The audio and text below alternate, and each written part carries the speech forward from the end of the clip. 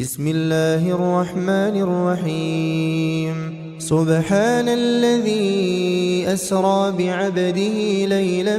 من المسجد الحرام إلى المسجد الأقصى الذي باركنا حوله لنريه من آياتنا إنه هو السميع البصير. وآتينا موسى الكتاب وجعلناه هدى لبني إسرائيل ألا تتخذوا من دوني وكيلا ذرية من حملنا مع نوح إنه كان عبدا شكورا. وقضينا إلى بني إسرائيل في الكتاب لتفسدن في الأرض مرتين ولتعلن علوا كبيرا. فإذا جاء وعد أولاهما بعثنا عليكم عبادا لنا أولي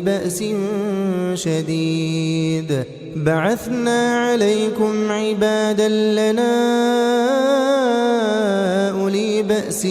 شديد فجاسوا خلال الديار وكان وعدا مفعولا. ثم رددنا لكم الكرة عليهم وأمددناكم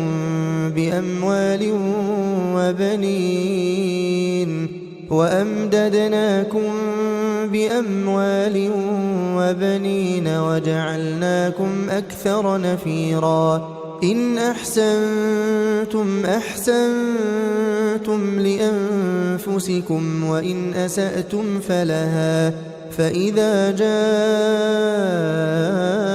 وعد الآخرة ليسوءوا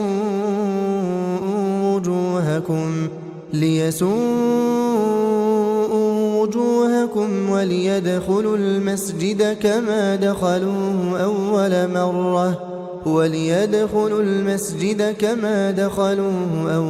مرة وليتبروا ما علوا تتبيرا. عسى ربكم أن يرحمكم وإن عدتم عدنا وجعلنا جهنم للكافرين حصيرا. إن هذا القرآن يهدي للتي هي أقوم ويبشر المؤمنين الذين يعملون الصالحات أن لهم أجرا كبيرا وأن الذين لا يؤمنون بالآخرة أعتدنا لهم عذابا أليما. ويدعو الإنسان بالشر دعاءه بالخير وكان الإنسان عجولا. وجعلنا الليل والنهار آيتين فمحونا آية الليل وجعلنا آية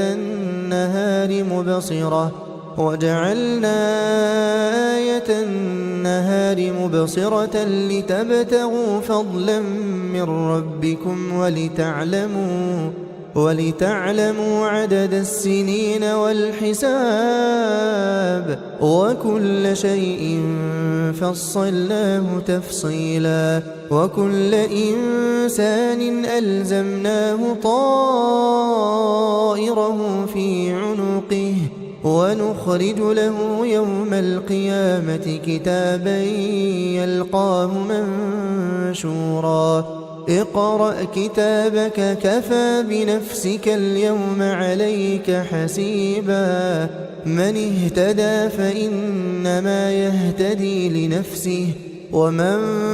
ضل فإنما يضل عليها ولا تزر وازرة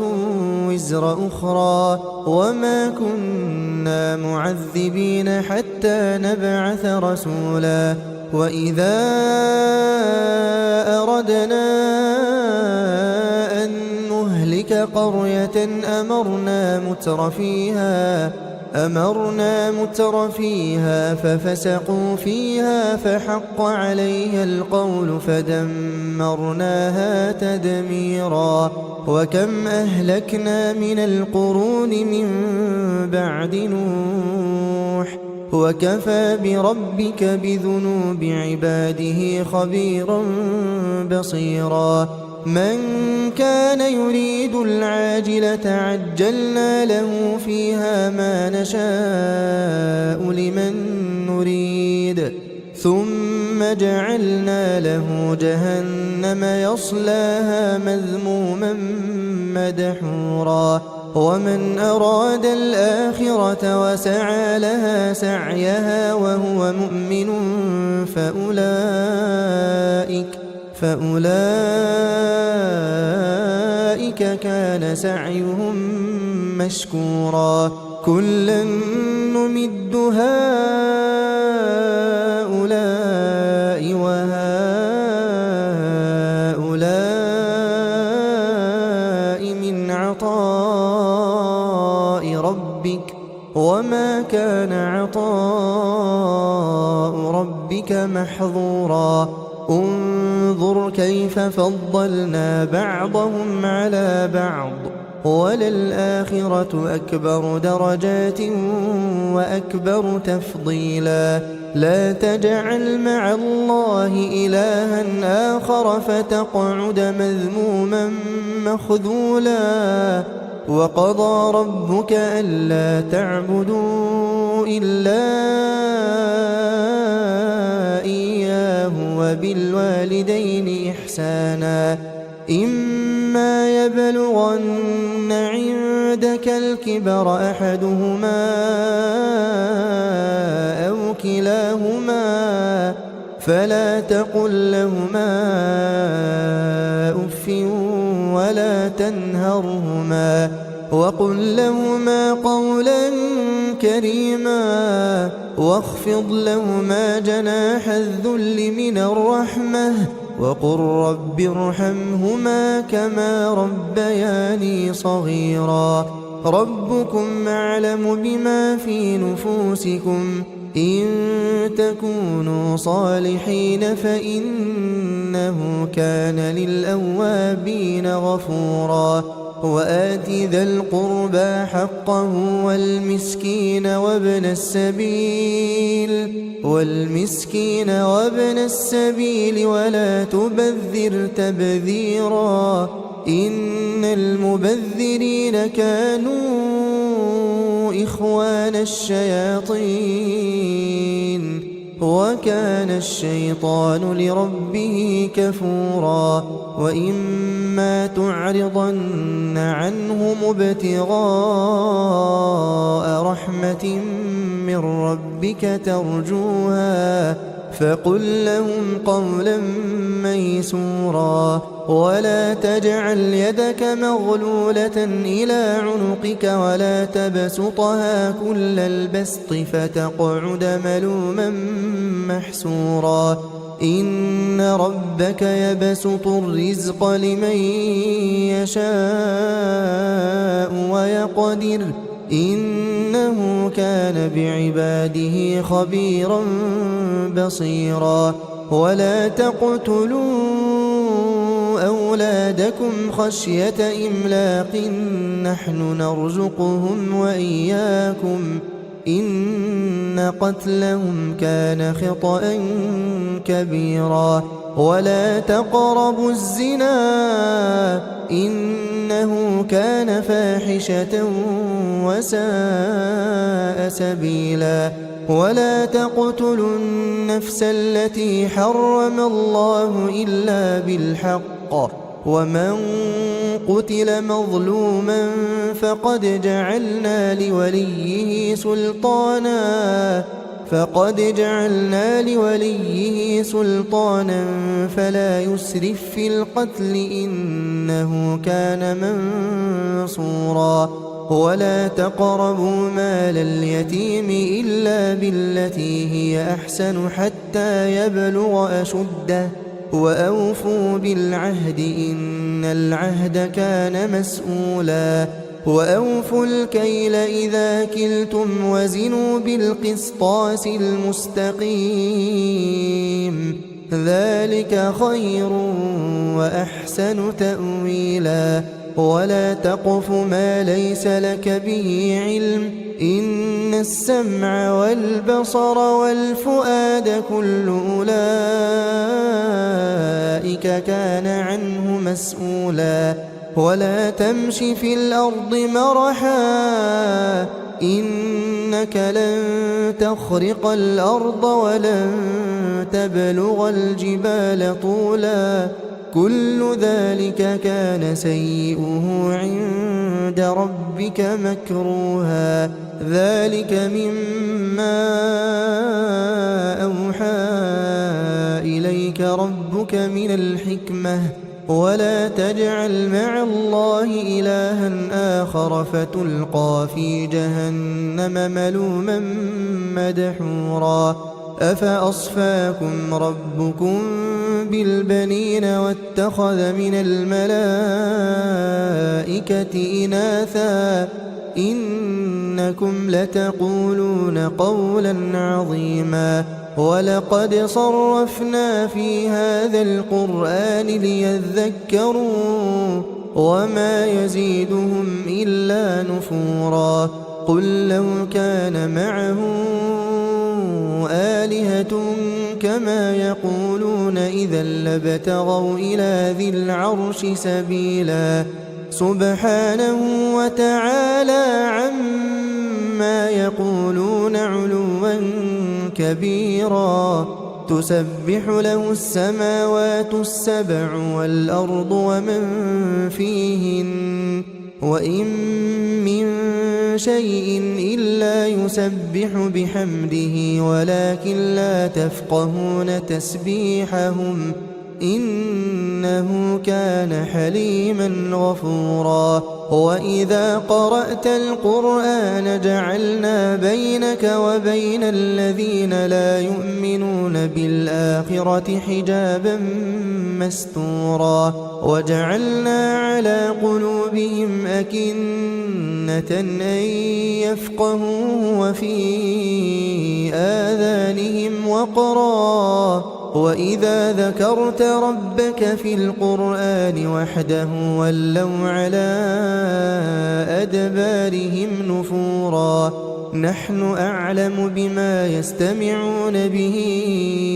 إذ يستمعون إليك وإذ هم نجوى إذ يقول الظالمون إن تتبعون إلا رجلا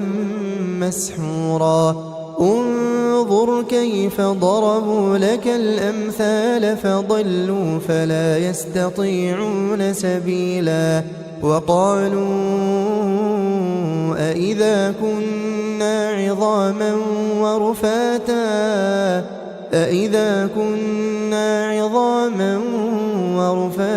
أإنا لمبعوثون خلقا جديدا قل كونوا حجارة أو حديدا أو خلقا مما يكبر في صدوركم فسيقولون من يعيدنا قل الذي فطركم أول مرة فسينغضون إليك رؤوسهم ويقولون متاه وقل عسى أن يكون قريبا يوم يدعوكم فتستجيبون بحمده وتظنون إن لبثتم إلا قليلا وقل لعبادي يقولوا التي هي أحسن إن الشيطان ينزغ بينهم إن الشيطان كان للإنسان عدوا مبينا ربكم أعلم بكم إن يشأ يرحمكم أو إن يشأ يعذبكم وما أرسلناك عليهم وكيلا وربك أعلم بمن في السماوات والأرض ولقد فضلنا بعض النبيين على بعض وآتينا داود زبورا قل ادعوا الذين زعمتم من دونه فلا يملكون كشف الضر عنكم ولا تحويلا أولئك الذين يدعون يبتغون إلى ربهم الوسيلة أيهم أقرب ويرجون رحمته ويخافون عذابه إن عذاب ربك كان محذورا وإن من قرية إلا نحن مهلكوها قبل يوم القيامة أو معذبوها عذابا شديدا كان ذلك في الكتاب مسطورا وما منعنا أن نرسل بالآيات إلا أن كذب بها الأولون وآتينا ثمود الناقة مبصرة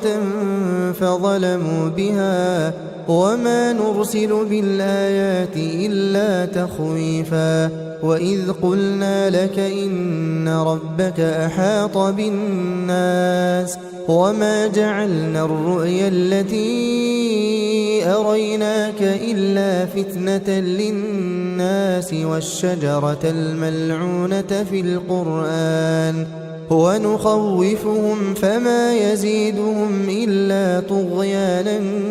كبيرا وإذ قلنا للملائكة اسجدوا لآدم فسجدوا إلا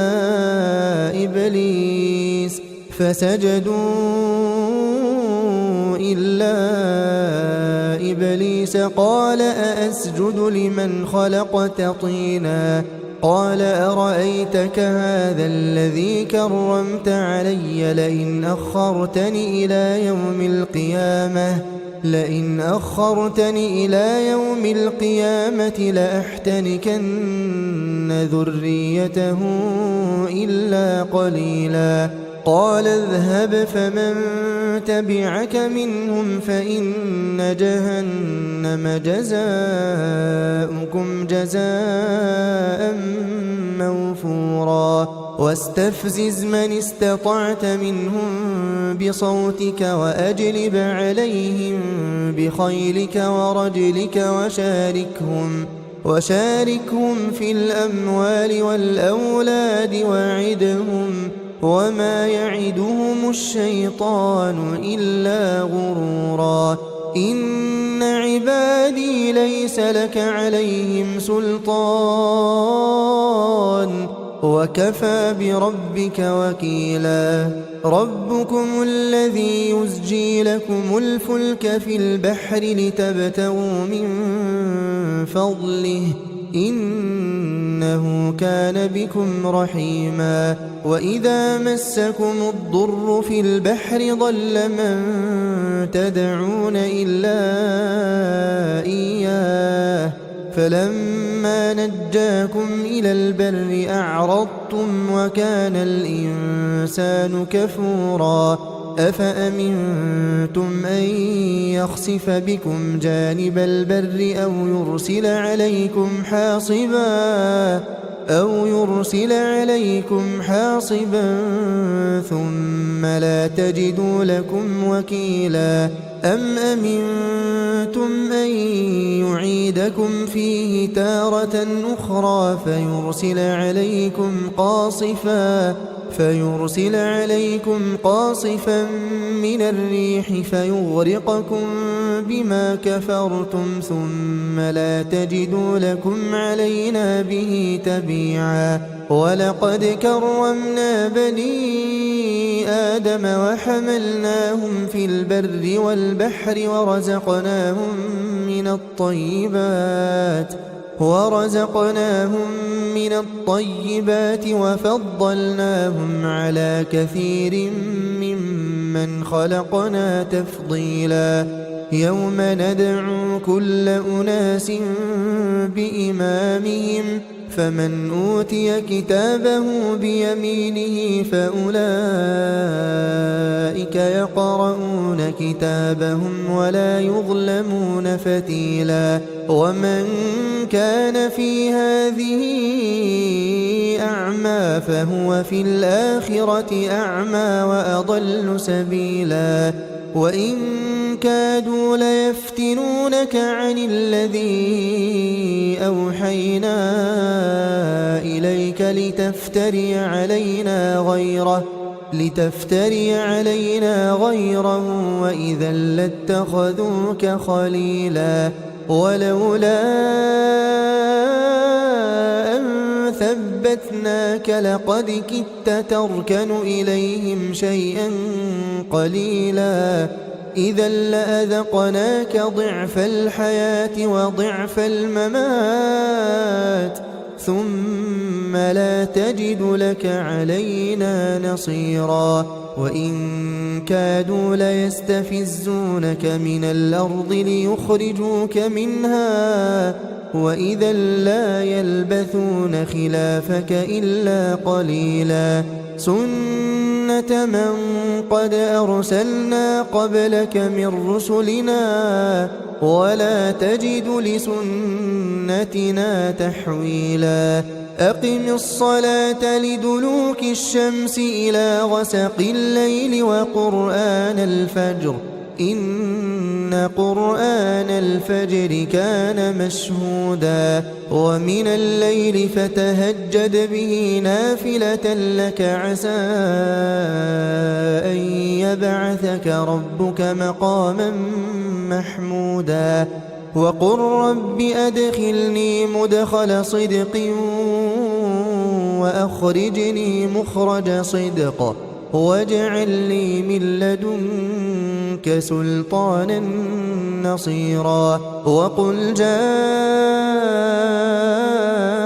الحق وزهق الباطل إن الباطل كان زهوقا وننزل من القرآن ما هو شفاء ورحمة للمؤمنين ولا يزيد الظالمين إلا خسارا وإذا أنعمنا على الإنسان أعرض ونأى بجانبه وإذا مسه الشر كان يئوسا قل كل يعمل على شاكلته فربكم أعلم بمن هو أهدى سبيلا ويسألونك عن الروح قل الروح من أمر ربي وما أوتيتم من العلم إلا قليلا ولئن شئنا لنذهبن بالذي أوحينا إليك ثم لا تجد لك به علينا وكيلا إلا رحمة من ربك إن فضله كان عليك كبيرا قل لئن اجتمعت الإنس والجن على أن يأتوا بمثل هذا القرآن لا يأتون بمثله ولو كان بعضهم لبعض ظهيرا ولقد صرفنا للناس في هذا القرآن من كل مثل فأبى أكثر الناس إلا كفورا وقالوا لن نؤمن نؤمن لك حتى تفجر لنا من الأرض ينبوعا أو تكون لك جنة من نخيل وعنب فتفجر الأنهار خلالها تفجيرا أو تسقط السماء كما زعمت علينا كسفا أو تأتي بالله والملائكة قبيلا أو يكون لك بيت من زخرف أو ترقى في السماء ولن نؤمن لرقيك حتى تنزل علينا كتابا نقرأه قل سبحان ربي هل كنت إلا بشرا رسولا وما منع الناس أن يؤمنوا إذ جاءهم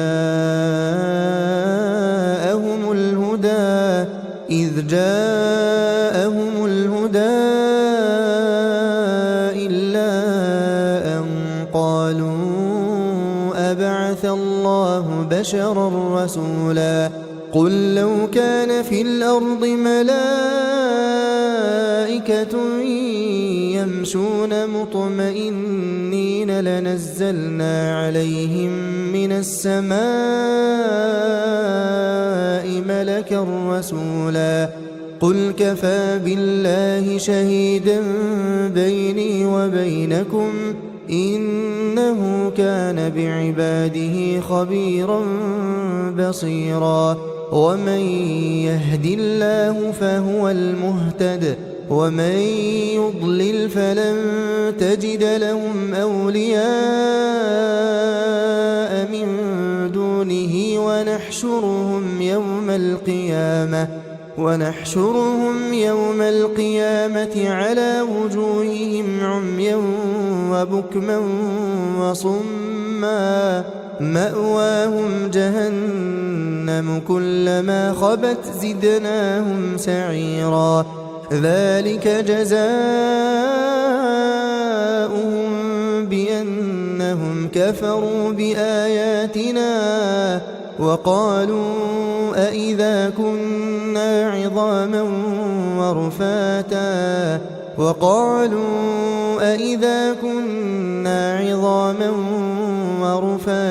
أإنا لمبعوثون خلقا جديدا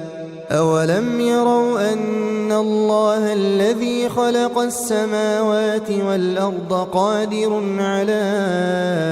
أن يخلق مثلهم وجعل لهم أجلا لا ريب فيه فأبى الظالمون إلا كفورا قل لو أنتم تملكون خزائن رحمة ربي إذا لأمسكتم خشية الإنفاق وكان الإنسان قتورا ولقد آتينا موسى 9 آيات بينات فاسأل بني إسرائيل إذ جاءهم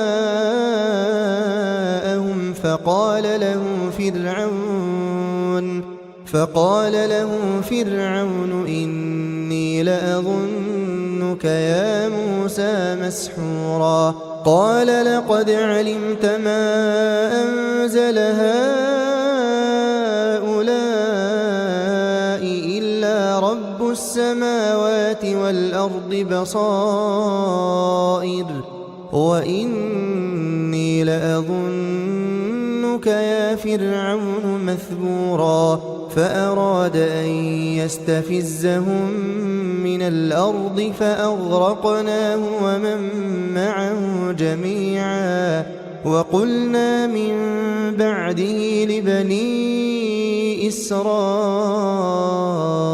اسكنوا الأرض فإذا جاء وعد الآخرة جئنا بكم لفيفا وبالحق أنزلناه وبالحق نزل وما أرسلناك إلا مبشرا ونذيرا وقرآنا فرقناه لتقرأه على الناس على مكث ونزلناه تنزيلا قل آمنوا به أو لا تؤمنوا إن الذين أوتوا العلم من قبله إذا يتلى عليهم يخرون للأذقان سجدا ويقولون سبحان ربنا إن كان وعد ربنا لمفعولا ويخرون للأذقان يبكون ويزيدهم خشوعا قل ادعوا الله أو ادعوا الرحمن أيما تدعوا فله الأسماء الحسنى ولا تجهر بصلاتك ولا تخافت بها وابتغ بين ذلك سبيلا وقل الحمد لله الذي لم يتخذ ولدا ولم يكن له شريك في الملك ولم يكن له ولي من الذل وكبره تكبيرا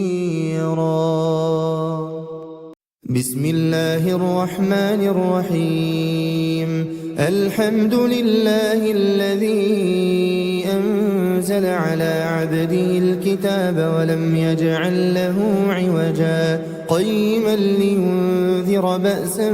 شديدا من لدنه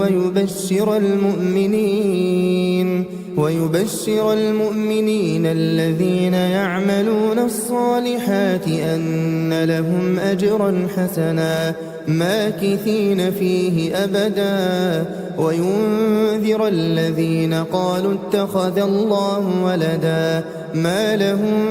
به من علم ولا لآبائهم كبرت كلمة تخرج من أفواههم إن يقولون إلا كذبا فلعلك باخع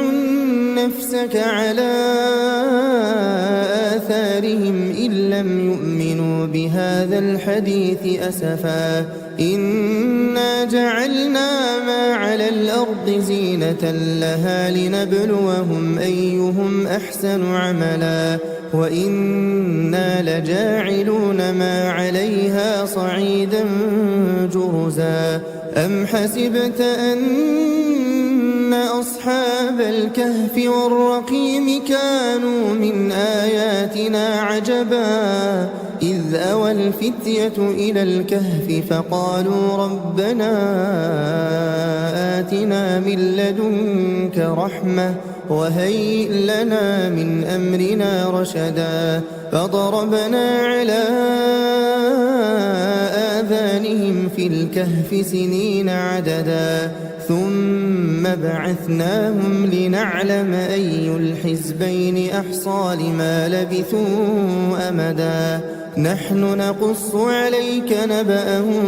بالحق إنهم فتية آمنوا بربهم وزدناهم هدى وربطنا على قلوبهم إذ قاموا فقالوا ربنا رب السماوات والأرض لن ندعو من دونه إلها لقد قلنا إذا شططا هؤلاء قوم اتخذوا من دونه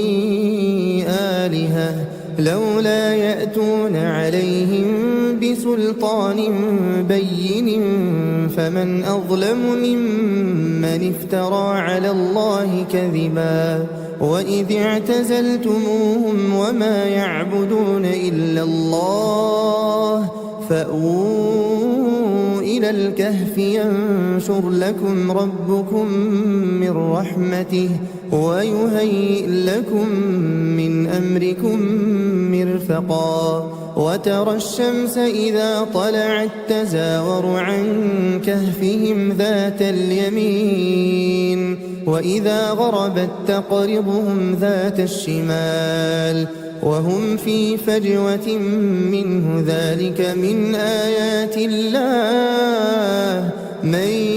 يهد الله فهو المهتد ومن يضلل فلن تجد له وليا مرشدا وتحسبهم أيقاظا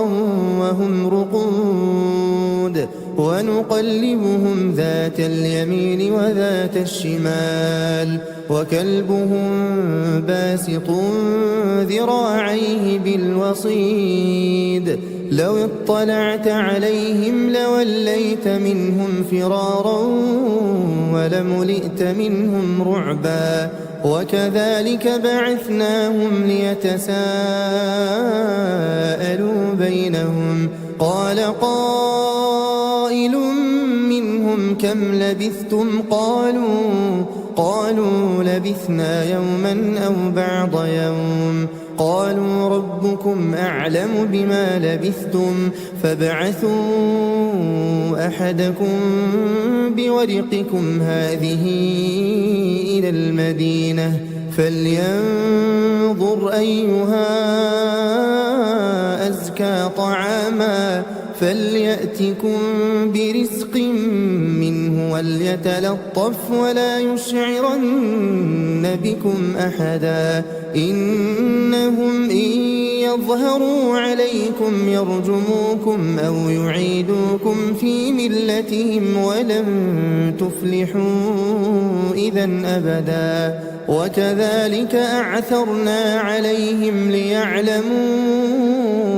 أن وعد الله حق وأن الساعة لا ريب فيها إذ يتنازعون بينهم أمرهم فقالوا بنوا عليهم بنيانا ربهم أعلم بهم قال الذين غلبوا على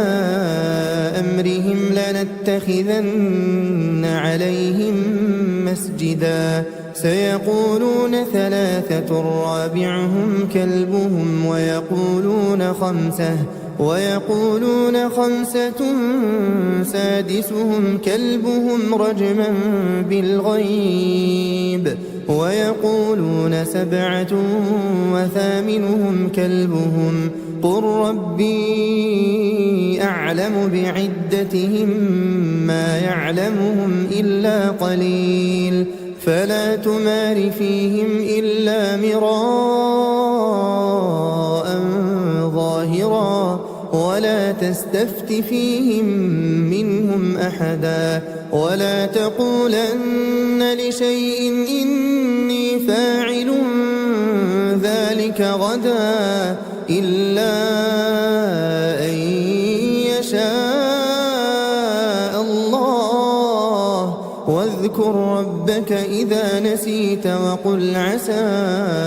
أن يهديني ربي لأقرب من هذا رشدا ولبثوا في كهفهم 300 سنين وازدادوا 9 قل الله أعلم بما لبثوا له غيب السماوات والأرض أبصر به وأسمع ما لهم من دونه من ولي ولا يشرك في حكمه أحدا واتل ما أوحي إليك من كتاب ربك لا مبدل لكلماته ولن تجد من دونه ملتحدا واصبر نفسك مع الذين يدعون ربهم بالغداة والعشي يريدون وجهه ولا تعد عيناك عنهم تريد زينة الحياة الدنيا ولا تطع من أغفلنا قلبه عن ذكرنا واتبع هواه وكان أمره فرطا وقل الحق من ربكم فمن شاء فليؤمن ومن شاء فليكفر إنا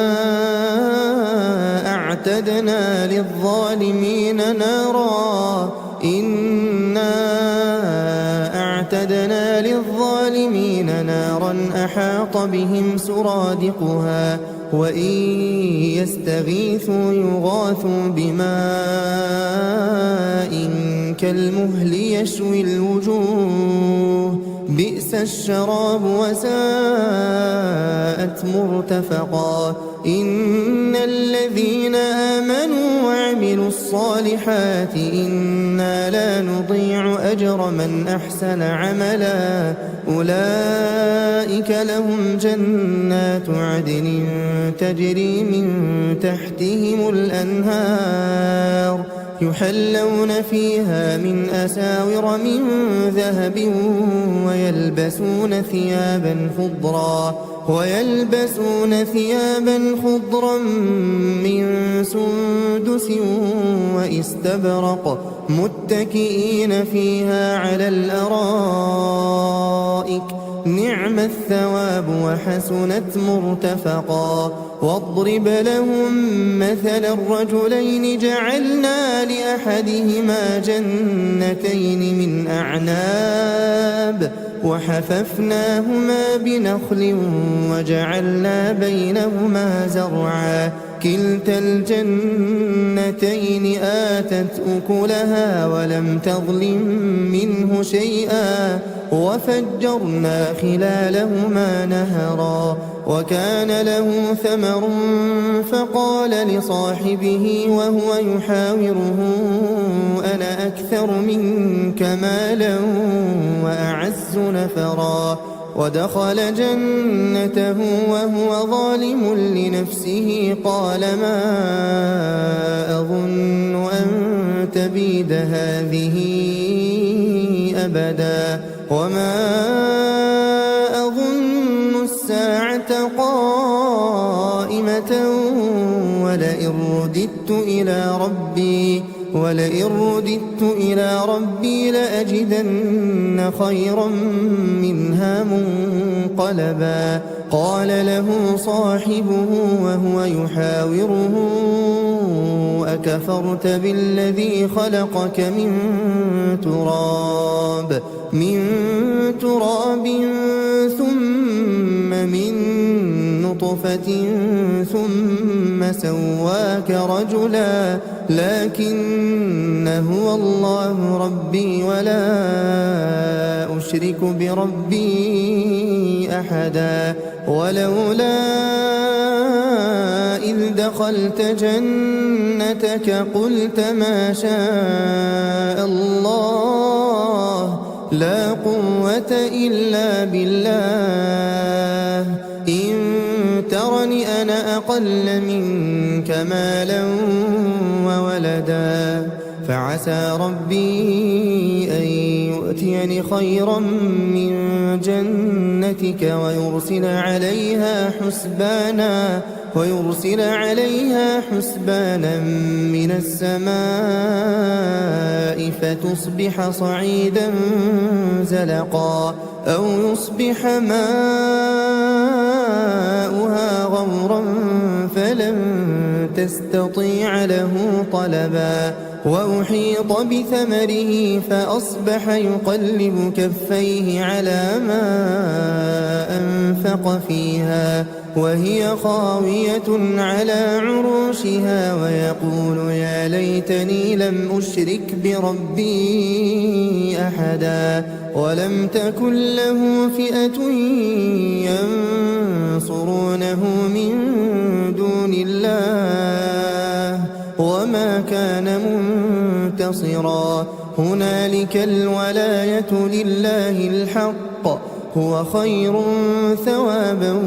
وخير عقبا واضرب لهم مثل الحياة الدنيا كماء إن أنزلناه من السماء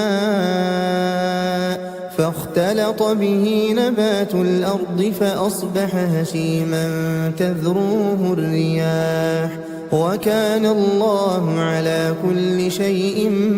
مقتدرا. المال والبنون زينة الحياة الدنيا، والباقيات الصالحات خير عند ربك ثوابا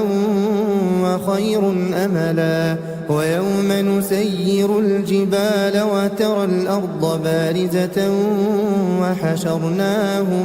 وحشرناهم فلم نغادر منهم أحدا. وعرضوا على ربك صفا لقد جئتمونا كما خلقناكم أول مرة بل زعمتم أن لن نجعل لكم موعدا. ووضع الكتاب فترى المجرمين مشفقين مما فيه ويقولون يا ويلتنا ما لهذا الكتاب لا يغادر صغيرة ولا كبيرة إلا أحصاها ووجدوا ما عملوا حاضرا ولا يظلم ربك أحدا. وإذ قلنا للملائكة اسجدوا لآدم فسجدوا إلا إبليس كان من الجن ففسق عن أمر ربه أفتتخذونه وذريته أولياء من دوني وهم لكم عدو بئس للظالمين بدلا. ما أشهدتهم خلق السماوات والأرض ولا خلق أنفسهم وما كنت متخذ المضلين عضدا. ويوم يقول نادوا شركائي الذين زعمتم فدعوهم فلم يستجيبوا لهم وجعلنا بينهم موبقا. ورأى المجرمون النار فظنوا أنهم مواقعوها ولم يجدوا عنها مصرفا. ولقد صرفنا في هذا القرآن للناس من كل مثل وكان الإنسان أكثر شيء جدلا. وما منع الناس أن يؤمنوا إذ جاءهم الهدى ويستغفروا ربهم إلا أن تأتيهم سنة الأولين أو يأتيهم العذاب قبلا. وما نرسل المرسلين إلا مبشرين ومنذرين. ويجادل الذين كفروا بالباطل ليدحضوا به الحق واتخذوا آياتي وما أنذروا هزوا. ومن أظلم ممن ذكر بآيات ربه فأعرض عنها ونسي ما قدمت يداه إنا جعلنا على قلوبهم أكنة أن يفقهوه وفي آذانهم وقرا وإن تدعهم إلى الهدى فلن يهتدوا إذا أبدا. وربك الغفور ذو الرحمة لو يؤاخذهم بما كسبوا لعجل لهم العذاب بل لهم موعد لن يجدوا من دونه موئلا. وتلك القرى أهلكناهم لما ظلموا وجعلنا لمهلكهم موعدا. وإذ قال موسى لفتاه لا أبرح حتى أبلغ مجمع البحرين حتى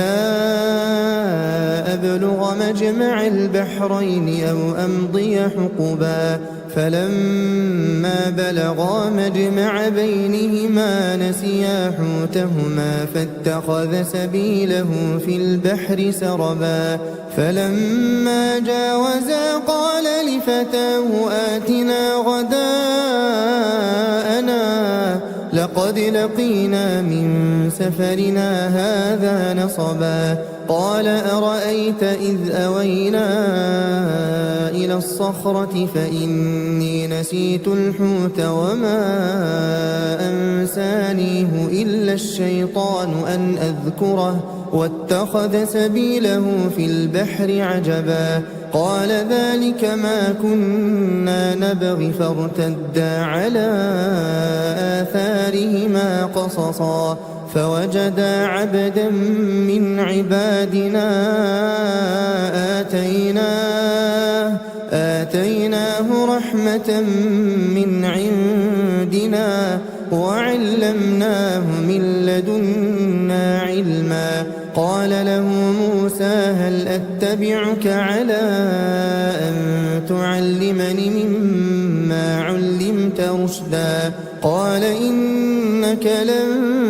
تستطيع معي صبرا وكيف تصبر على ما لم تحط به خبرا قال ستجدني إن شاء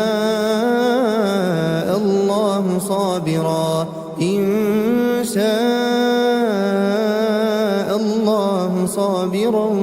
ولا أعصي لك أمرا قال فإن اتبعتني فلا تسألني عن شيء حتى أحدث لك منه ذكرا فانطلقا حتى إذا ركبا في السفينة خرقها قال أخرقتها لتغرق أهلها لقد جئت شيئا إمرا قال ألم أقل إنك لن تستطيع معي صبرا قال لا تؤاخذني بما نسيت ولا ترهقني من أمري عسرا فانطلقا حتى إذا لقيا غلاما فقتله قال أقتلت نفسا زكية بغير نفس لقد جئت شيئا نكرا